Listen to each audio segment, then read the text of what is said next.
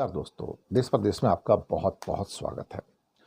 Trump साहब ने पाकिस्तान को 686 मिलियन डॉलर की मदद देने का ऐलान किया है। ये मदद मिलिट्री मदद है, जी हाँ, यानी कि F-16 के फ्लीट को भी अपग्रेड करना है और इसके अलावा और भी जो कुछ मिलिट्री के उनके काम होते हैं, तो उसके लिए 686 मिलियन डॉलर की ये मदद दे दी है। ट्रंप साहब ने इसको अप्रूव कर दिया है और ये अपने आप में पाकिस्तान के लिए एक बहुत इम्पॉर्टेंट कदम है।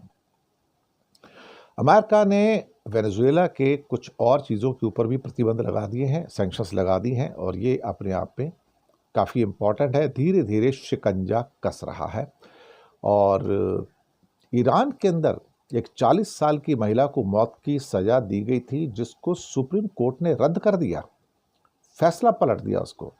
एक पॉलिटिकल प्रिजनर है वरीशे मोरादी, उनकी मौत की सज़ा को पलट दिया और उसको वापस से फिर जो पहली पुरानी अदालत थी उसके पास भेज दिया। ईरान में करीब 70 राजनीतिक कैदियों के ऊपर फांसी की तलवार लटक रही है।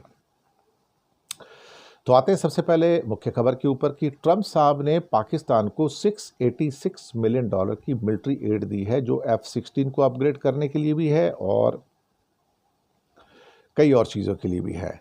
और ये The Trump administration has notified Congress of the 686 million sustainment and modernization package for Pakistan's F-16 fleet and other military equipments.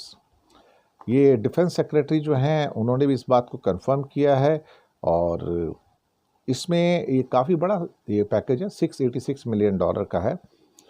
और मुझे लगता है कि काउंटर इंसर्जेंसी को लेके या किसी भी चीज़ को लेके जिस ढंग से उनको F-16 को लेके या बाकी मिलिट्री जो एड है, अमेरिका हमेशा से सिंपैथेटिक रहा है और ट्रंप एडमिनिस्ट्रेशन तो एक किस्म से पूरा का पूरा जो है मुनीर और शहबाज शरीफ के साथ में है।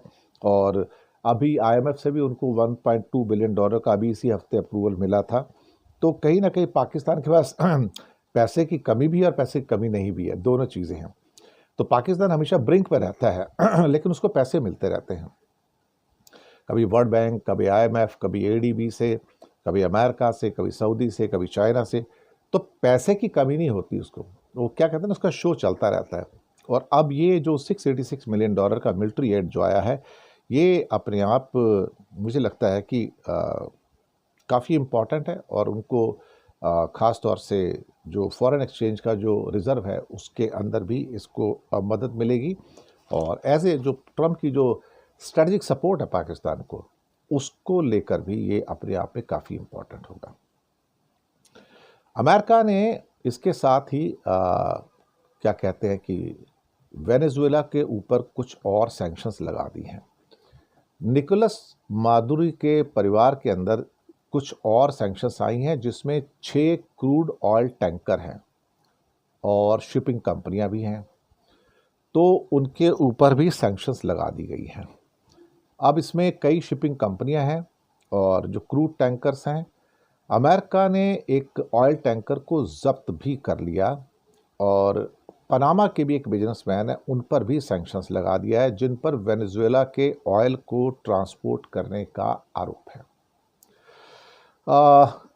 इसके अलावा धीरे धीरे ऐसा लगता है कि उनके फाइनेंशियल एसेट्स को स्क्वीज़ किया जा रहा है, उनके जो पेमेंट चैनल्स हैं उसको ब्लॉक किया जा रहा है, आर्मी का घेराबंदी भी पूरा किया जा रहा है।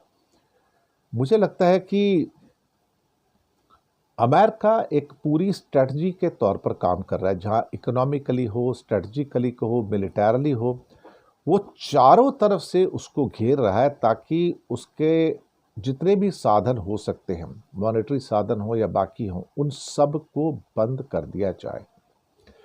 इस बीच में जो ख़ास तौर से वेनेजुएला की ही माचाडा को जो नोबेल पीस प्राइज़ मिला था, तो अब वो हाइडिंग से बाहर आई हैं, वो ओस्लो जाना चाहती हैं और उनका कहना है कि मैं अगर ओस्लो जा पाऊंगी तो इसके लिए जो क्रेडिट है वो ट्रंप के एक्शंस को ही दिया जाएगा, क्योंकि उन्होंने मादुरो को, जो कि वेनेजुएला के प्रेसिडेंट है, उनको कमज़ोर किया है। तो opposition leader Maria Corina Machado plans to return to Venezuela whether or not President Nicolas Maduro is ousted. saying on Thursday that his government is at the weakest point because of US President Donald Trump's decisive actions. Machado's statement to reporters came hours after she appeared in public for first time in 11 months, following her arrival in the Norway's capital, Oslo, where her daughter received the Nobel Peace Prize Award on her behalf on Wednesday. तो अब वहाँ पर उनका स्वागत किया जाएगा और देखते हैं। मुझे लगता है कि ये अपने आप में एक बड़ी घटना है, इसमें कोई शक वाली बात नहीं है। और माचाडो हो सकता है कि अगर मादुरो निकल जाएंगे तो अमेरिकन वेनेजुएला की नई प्रेसिडेंट भी बन सकती हैं। ईरान के अंदर 40 साल की एक लेडी के सामने अदालत झुक गई, उनकी सुप्रीम अदालत जो है वो झुक गई, उसकी फांसी की सज़ा कैंसिल कर दी गई। वरीशे मोरादी, जिन्हें जोवाना सनेह भी कहा जाता है, उसको मिली मौत की सज़ा को सुप्रीम कोर्ट ऑफ ईरान ने रद्द कर दिया। और ये फैसला इसलिए बोला कि पहले जो जांच हुई थी उसमें कई गलतियां थी और कानूनी कमियां थी। अदालत ने माना है कि जिस आधार पर मौत की सज़ा दी गई है उसका तौर तरीका गलत था और ये जो सज़ा थी उनकी मुझे लगता है कि अब रद्द हो गई है। ये भी कहा जा रहा था कि वरीशे मोरादी को बुरी तरह से पीटा भी गया था गिरफ्तारी के बाद और 10 नवंबर 2024 को उन्हें रेबल होने के नाते मौत की सज़ा दी गई थी, लेकिन अभी तक उन्हें हैंग नहीं किया गया। तो ये अपने आप पे काफ़ी इम्पॉर्टेंट था, क्योंकि इम्पॉर्टेंट कई मायनों में कह सकते हैं, क्योंकि ईरान में बहुत सारे लोगों को सज़ा दी गई है। अगर आप क्या कहते हैं कि विद्रोह करते हैं आयतुल्ला खमनाई की सरकार का, तो फिर आपको क्या कहते हैं कि क्या कह सकते हैं कि फिर फांसी की सज़ा या उम्र कैद, इस टाइप की चीज़ें जो है वो आपको करनी पड़ेगी। अब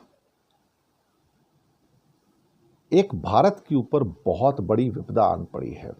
मेक्सिको ने भारत के ऊपर 50% टैरिफ लगा दिया।